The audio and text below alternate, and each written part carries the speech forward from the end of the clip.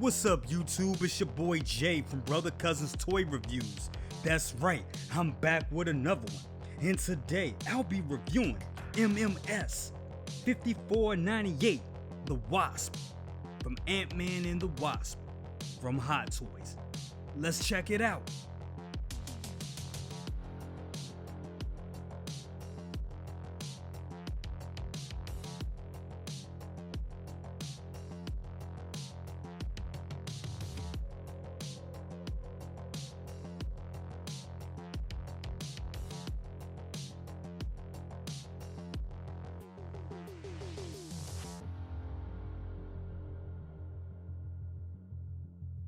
Okay, before we take a look at the figure itself, let's take a look at all the accessories this wonderful piece comes with.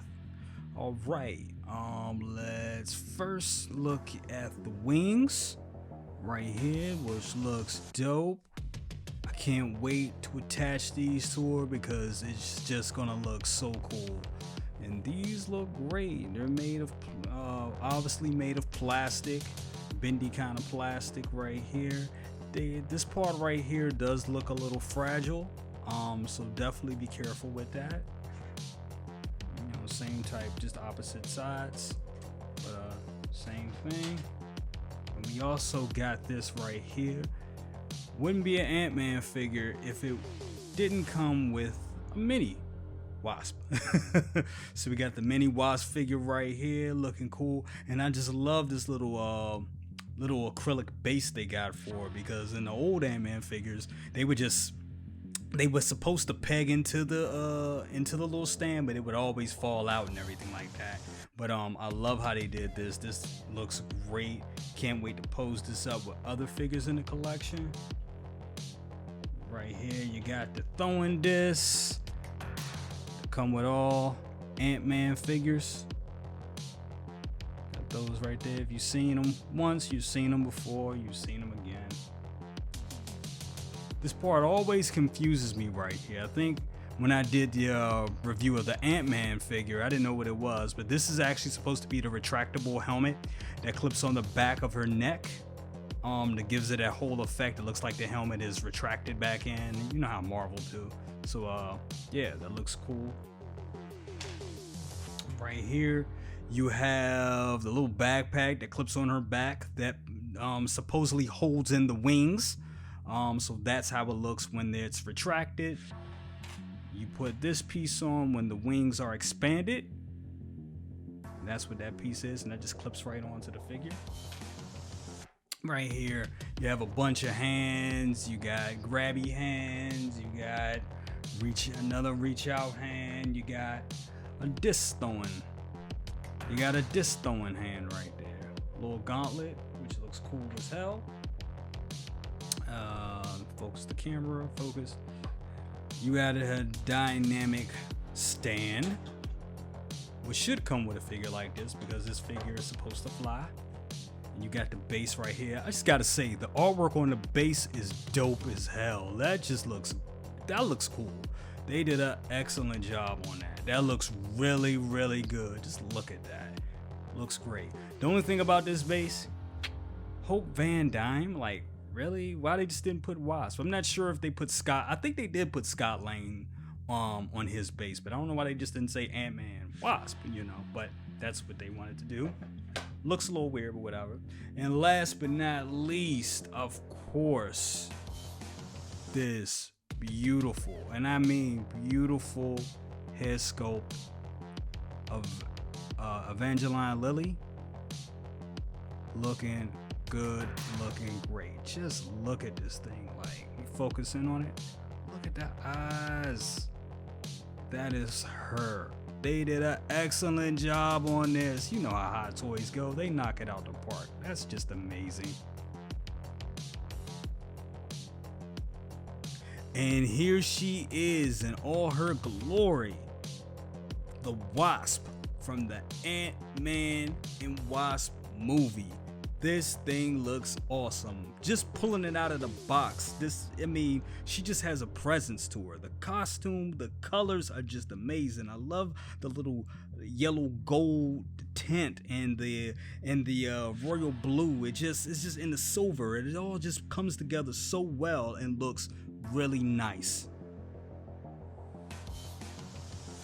As we go in for a closer view, you can really see the head sculpt that's underneath the helmet. And it's a full-on head sculpt, and it looks great. Looks really good. I love the helmet. This part back here is a little bit weird. I'm not sure if it was like that in the movie. It had to be, because this thing is super accurate. But it isn't my favorite. That part of the helmet right there isn't my favorite part of the helmet, but overall it looks good. It's in line with the Ant-Man helmet, and it just looks great. It looks like what she had on in the damn movie. But like I said, all the little details that's inside that helmet just pop and just look super realistic and just look great. And it's real cool that they could have just tinted that whole face mask right here up and didn't have a face sculpt in there, but they actually put one in there. And I really want to see what that's going to look like when it lights up. It's going to be awesome. The little I'm speechless. The little trimmings right here in the costume, that goldish yellow tints just look great. And it's actually, I believe it's, I don't want to be a creep, but right there, it's actually sculpted. That's actually sculpted plastic. This part right here is actually like one of those spandex suits, like kind of the same suits they had for Captain America, not Captain America, for Captain Marvel and Spider-Man, but it's actually a little better how they did it, and it just looks good. Taking a look at the midsection right now, like I said right here, this is kind of that Spider-Man, Captain Marvel material that they use right here. But in this section right there, in between the legs, in that area right there, that's actually fabric. So they did a little mixed media on this, which is really good. It's not going to give you it's not going to be too bad with the creasing because of that. So that's going to be interesting. And I'm actually glad that they went this direction with it. That's probably why all the delays were happening. Why all the delays with this figure was about, because they were probably trying to figure that out. What was the best way to do that so it wouldn't crease as much? But they kept it faithful to the actual costume, and having that and having this fabric there definitely helps out with posability. Looking at the leg section right here, you see you got the split cup boots right there. But to be honest with you, I tried it. It's not really that posable. It gives you a little bit, just a little bit, because you're probably gonna have this thing posed up with her flying in the air and everything like that. So you just need to point those toes down just a little bit, so it's not not a deal breaker or anything like that. But it looks good. It looks in line with the actual costume, so you can't be mad at it. It just would have been nice to have a little bit more posability in those feet for them to pose all the way down. But hey, how it's designed, you couldn't do that. But anyway, it looks great. Okay, now we get a little more intimate with this figure. That may sound a little creepy. Don't mean to be a creepy, but hey, I just wanted to get a little closer in with this figure and show you how the articulation works. So her arms goes up like that. You see the little bit of a crease right there, but not enough to be a deal breaker.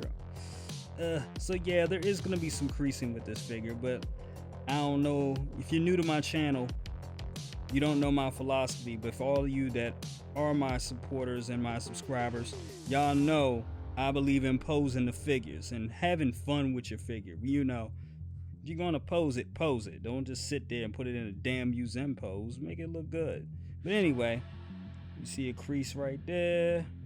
You get a stomach crunch. So she's really posable. Head is posable.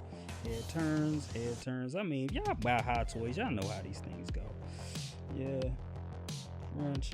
And like I said, you got this fabric right here, so that's a little forgiving. Right there. Turn right there. And here we are. So yeah, that's all you need. That's all you really need for her feet to pose, you know, 'cause she's gonna be in the air or something like that.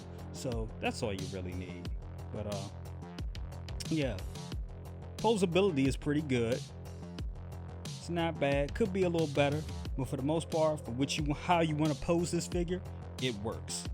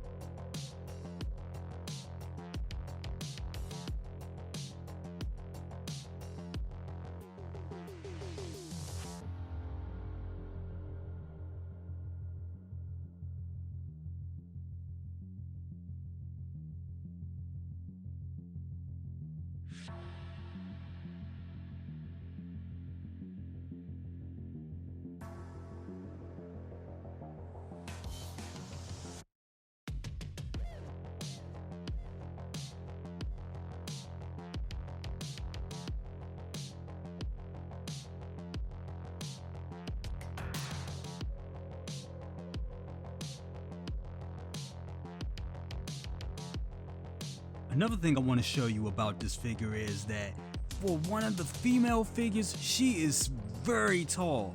I got her next to Black Widow right here, and she is just towering over her right now. Now I know in real life, I believe Scarlett Johansson is about 5'3" or 5'4", and Evangeline Lilly, please, I know I'm probably killing her name, but Evangeline Lilly is about 5'6", so this is about right. It makes sense that she would be a little taller than her, with ScarJo being 5'3" and her being about 5'6". And then when you know, add the heels or the wedges that's inside the boots, kind of makes sense. So there you go. Okay guys, that's been my review of MMS 5498, the Wasp from Ant-Man and the Wasp. Let me know what you think. Are you going to cop this one or are you going to drop this one? Me personally, I think it's a cop. Definitely gotta get it. Remember, share, like, subscribe, bang that bell for notifications and all that good stuff. I'll see you on the next one. Peace, and we're out.